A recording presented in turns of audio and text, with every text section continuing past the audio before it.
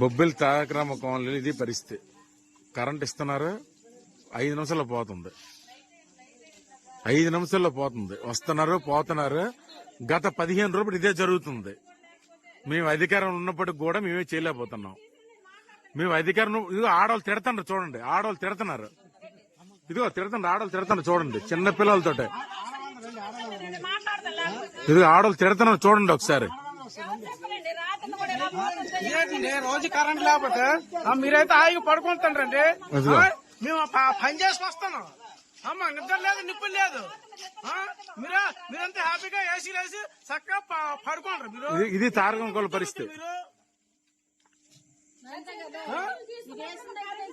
దేశం దగ్గర నుండి మాకు రోజు ప్రాబ్లమే, రోజు ప్రాబ్లమే.